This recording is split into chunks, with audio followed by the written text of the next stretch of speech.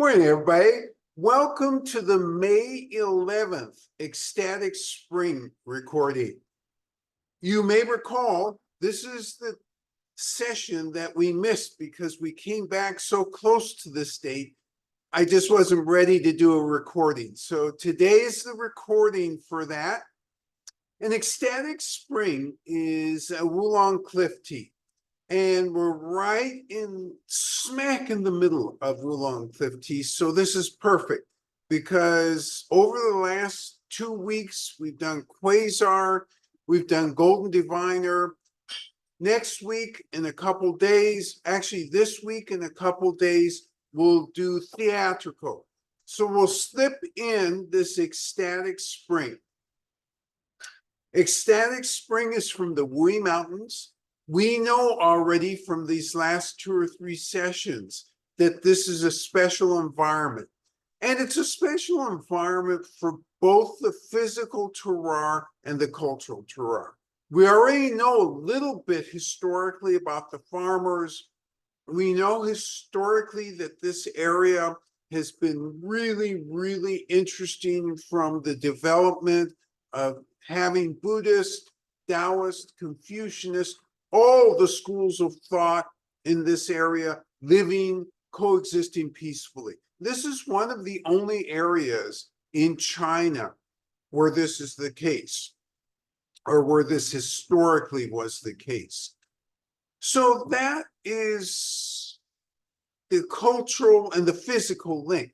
What is it about the physicality of this place that's so special? Well, there's a few things. First off, there's never been industry around this area.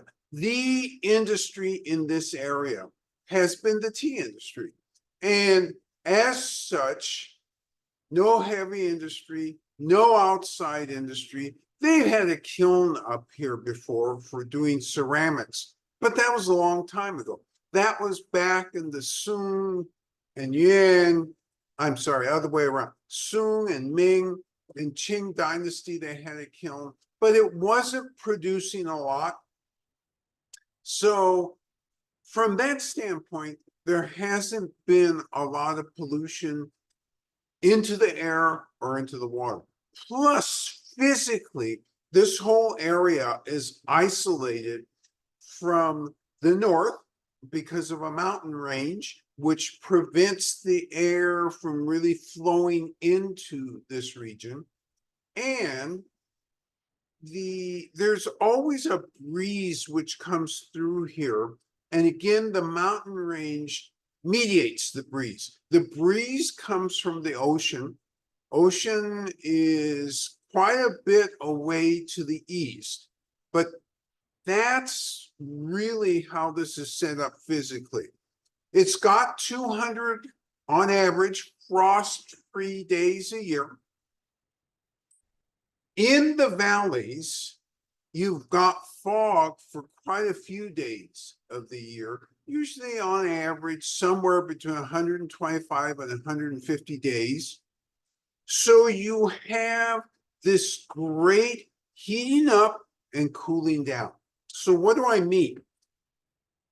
Some of the mountainsides become warm during the day, and at night, when the sun sets, the mountain gives off heat, or the mountainsides give off heat and maintain kind of a very stable, even temperature structure here.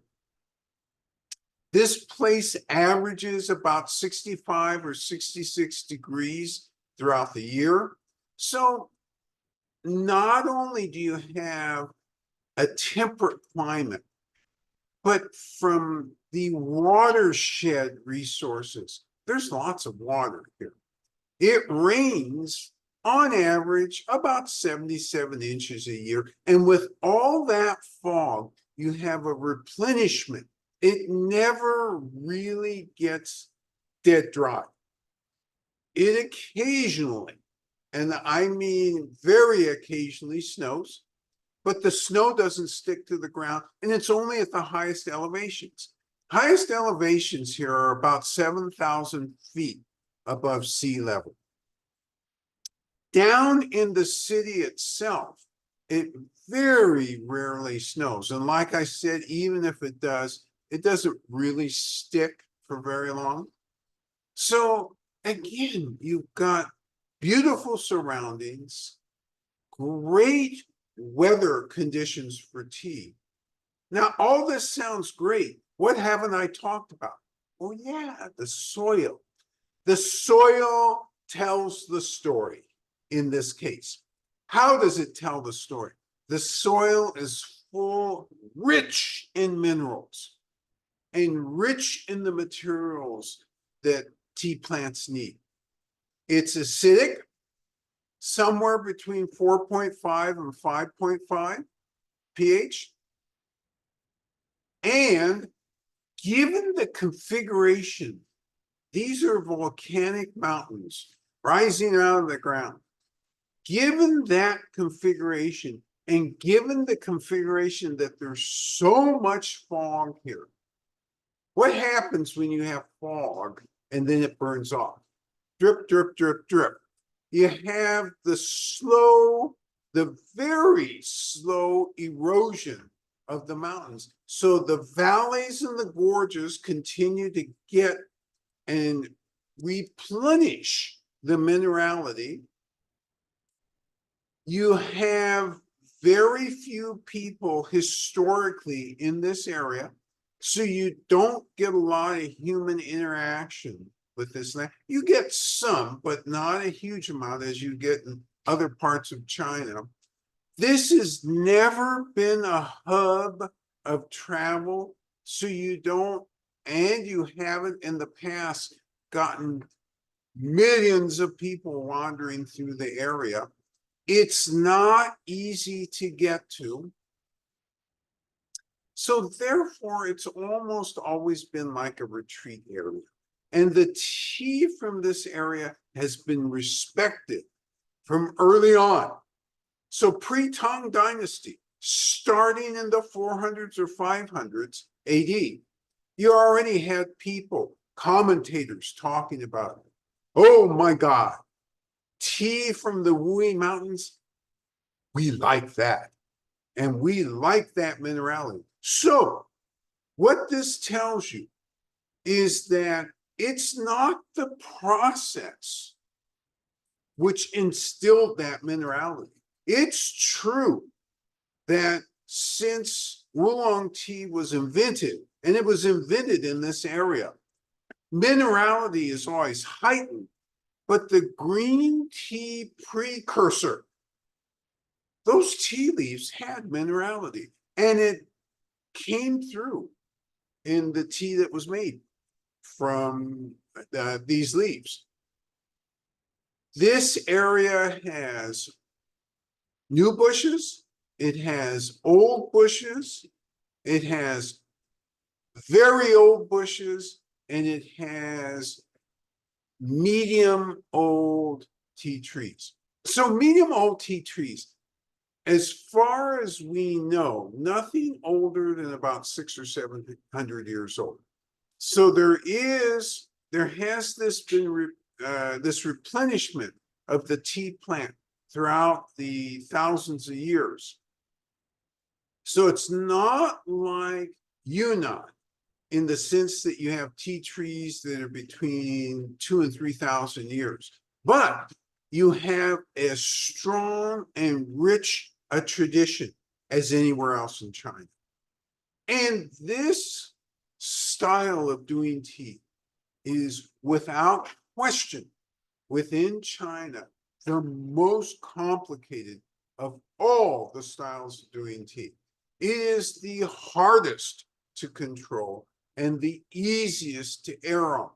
So the teas that you experience, the teas that we experience, these are all top flight teas. And they've gone through this wonderful artistry and they've been in this wonderful place. Now, remembering that this is a pre-recorded session done post-date, we don't have an audience on today, so there won't be any questions or commentary. We will demonstrate, though, how to brew this tea. because many of you have the tea leaves and have been waiting for this session to be aired. So, as usual, we'll demonstrate, and you'll watch us demonstrate, and actually, then we'll brew, and you'll brew, and then you'll go through and make whatever tasting notes you make. And at the conclusion of that, take good notes, because if you have questions for us in 2 days, when we do theatrical, bring those questions up, because I'm happy, both the tea master and I are happy to go through and answer those questions. So it is always my great pleasure to bring Bijou up and have her demonstrate how to brew this wonderful Cliff tea, Ecstatic Spring. Good morning. Good morning. Hey, everyone. Yeah, we do, the Oolong. Yeah, we do Oolong. No, Oh, you come, no, you take this one. I see. You take this No, one. it's- No, you take this one. Easy. It's Yeah. better if I do it the other way. So the tableau is set up as follows. You see, you have a couple of pots. You only need one pot. These are Yixing pots. You see, you have a couple of cups. She's actually going to make 2 cups. So 1 cup is enough. And these are beautiful clay pots.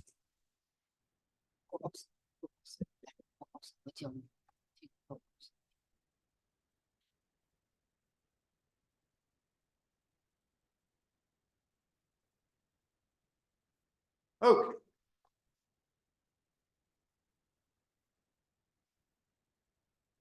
So sorry about the camera work. It's a little erratic, but part of that is I'm not usually doing the camera work, but this is cool. Okay. This is very cool.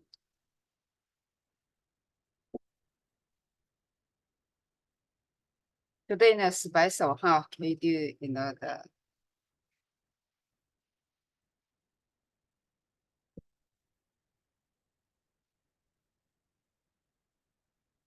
So you notice that when she pours the water in, she makes sure both inside and outside are heated up. This is 200-degree water.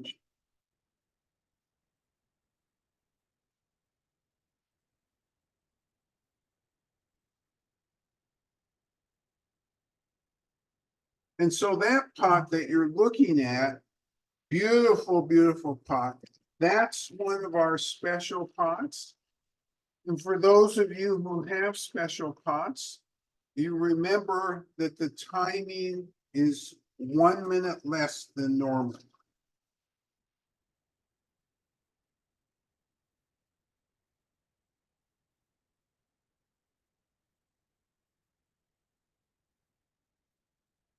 All right, she's gotten both pots ready. Make sure that all the water is out of both pots. Puts the tea leaves in. Did you cook? 6 grams each of these.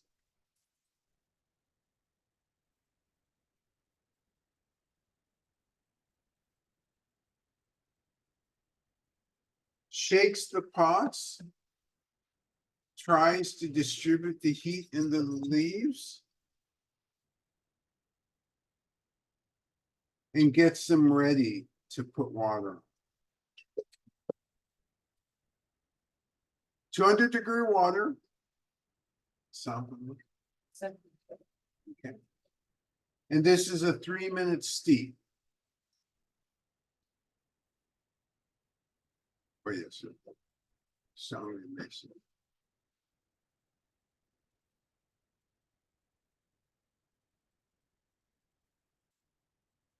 Hmm? Chocolate, 3 minutes. Ceramic. 3 minutes. Mm-hmm. The water in. And actually for the specialized pots, for those of you who have them, make that a 2-minute steep. For those of you who don't have those, make it a 3-minute steep.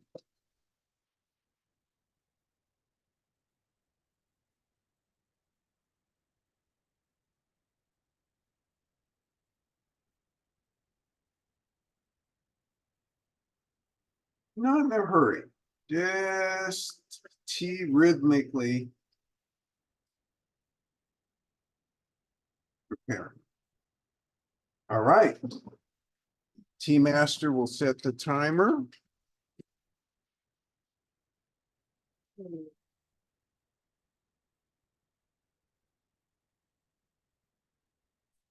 All right, and so part of what we know about this area is every mountainside, every field is going to have a distinctive quality. Why is that?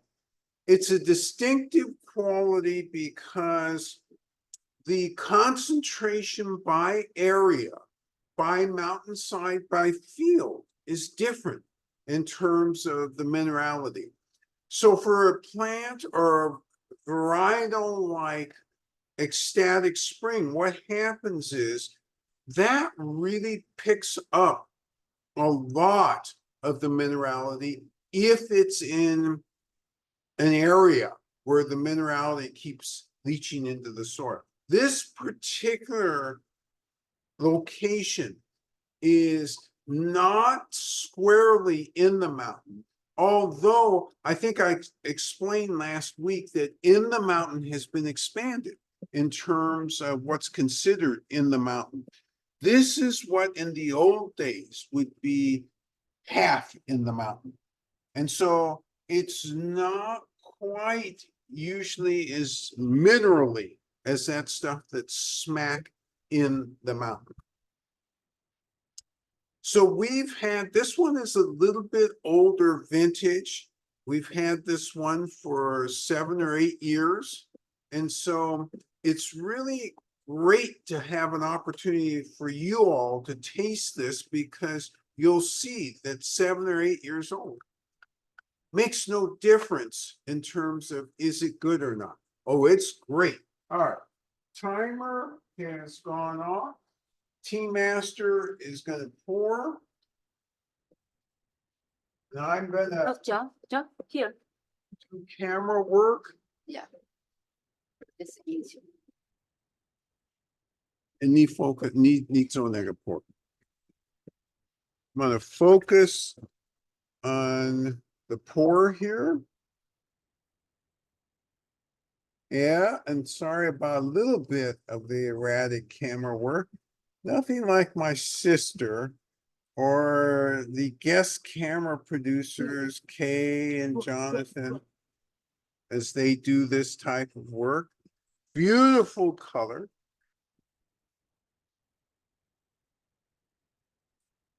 Let's take a look at this color. This is what yours should look like. And oh my God, the aroma of this is absolutely out of this world. I do myself. I do. No, push. Push. What's easy?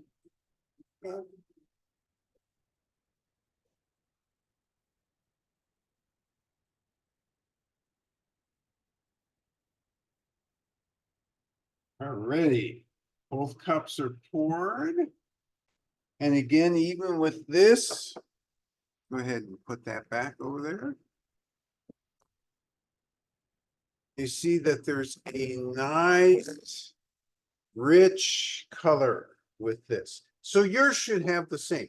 And so you're going to go through the same rules, and that is the quality rules that we normally go through. And so we're going to enter the quality arena, which means that you're first going to take a sip of this in inhalation because it's 200 degrees. You're going to coat the tongue, a very small coat, and what you're attempting to do is to figure out several things. Where is it astringent in the mouth? What sort of aftertaste do you have? And what sort of energetics do you get from this? And the energetics are simply, how do you feel when you drink this tea? So that's what we're going to do, and I'm going to go ahead and start that.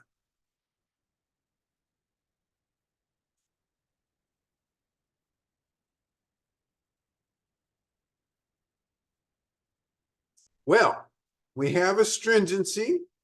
Remember, I said this 7 or 8 years old. It's still astringent.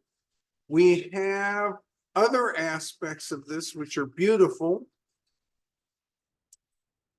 A little bit of an aftertaste, a little bit of cooling aftertaste. Don't have the energetics yet. Take a second sip to verify that.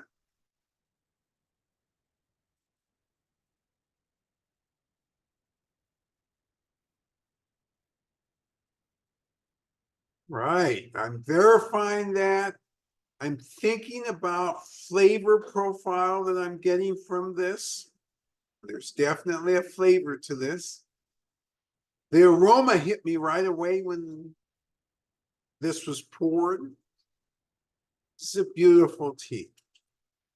So I'm not going to comment anything more about this tea. Take your notes. And again, if you have questions or commentary in a couple days when you're on the theatrical episode, go ahead and bring those up. Happy to go through those with you. And that concludes today's makeup session. That would be the May 11th Ecstatic Spring makeup session. Hope you enjoy this. Take care. Bye-bye. Bye-bye.